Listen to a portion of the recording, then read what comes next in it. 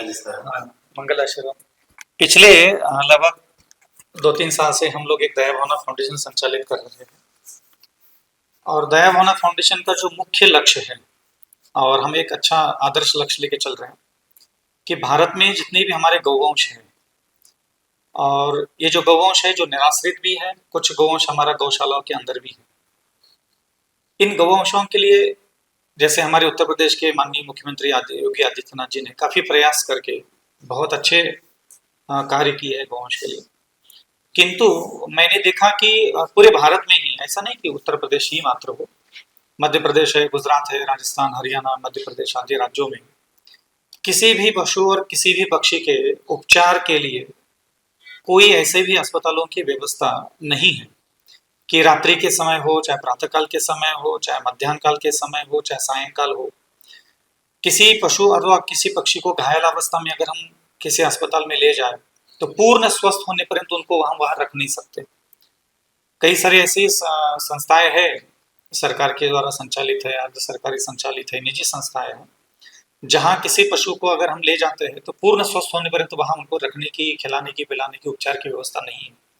और उन चीजों को जब हमने देखा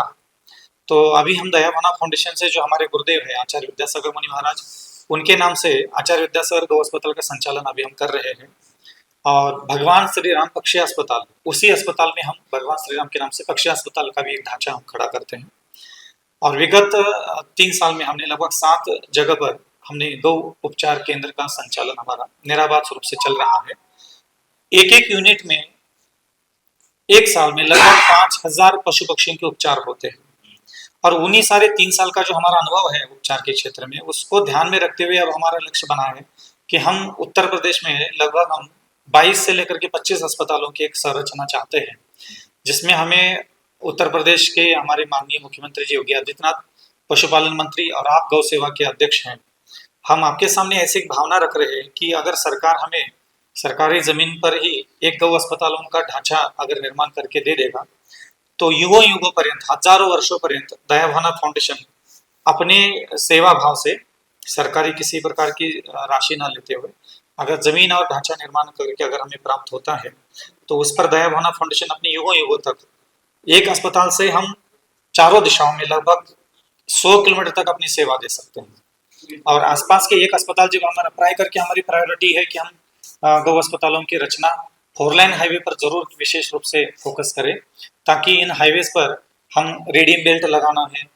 और उनके घायल एक्सीडेंटल जो पशु पक्षी रहेंगे उनको भी उठा करके समय पर उनका उपचार होता रहे। और हाईवे के किनारे जब अस्पताल बनेगा तो सिर्फ हाईवे के गायों को ही लाभ नहीं मिलेगा, ऐसा नहीं, अंदर के जो छोटे छोटे गांव भी हैं उसमें भी हम अपनी सेवा देंगे, निःशुल्क सेवा देंगे, किसी प्रकार का हम चार्ज नहीं लेंगे। अभी आपके कुल कितने अस्पताल चल रहे हैं? अभी हमारा जो एक्टिव मोड में हमारे 3 बड़े अस्पताल हैं। कहाँ कहाँ? एक हमारा ललितपुर चल रहा है,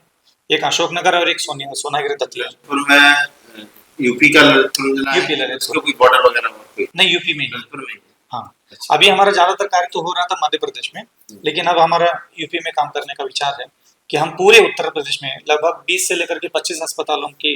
मांग रखते हैं। तो मेन हमने जो कुछ ऐसा ढांचा आपके सामने रखा है। मैं चाहूंगा कि महाराज जी की आपके द्वारा जो आपका दया भावना फाउंडेशन इसकी ओर से एक पत्र जो है माननीय मुख्यमंत्री जी के लिए और माननीय पशुपालन मंत्री जी के लिए चला जाए। तो हमारे यहाँ उत्तर प्रदेश में योगी आदित्यनाथ जी की सरकार में गौ माता के संरक्षण संवर्धन के लिए जितना भी भरसक प्रयास है सरकार के द्वारा चल रहा है, इसमें समाज का सहयोग अभी हमको और जोड़ना है। तो आपका ये फाउंडेशन मैं महाराज जी से निवेदन करूंगा और चाहेंगे कि आपकी महाराज जी से और हमारे पशुपालन मंत्री जी से भेंट हो जाए। बिल्कुल, तो आप काम को आगे गति कर सकते हैं। हमारे यहाँ 7,713 स्थान पर गौशालाएं चल रही हैं। हाँ, इन्हीं गौशालाओं में आपको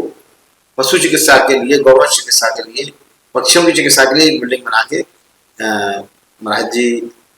को यदि आपकी बात समझ में आ गई जी को या हमारे पशुपालन मंत्री वंदना जी को, तो इसमें बड़ा सहयोग कर सकते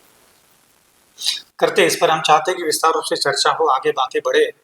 क्योंकि हमारे मेहनत से अगर पशु पक्षियों को समय पर औषधि मिलती है तो उससे बड़ा और कोई कार्य नहीं है। तो हम चाहते हैं कि उत्तर प्रदेश में 20-25 ऐसे पशु महाराज जी मैं आपके इसमें तो उत्तर प्रदेश का भला होने वाला है। बिल्कुल, और ये जीव जगत है उसका भला होने वाला है।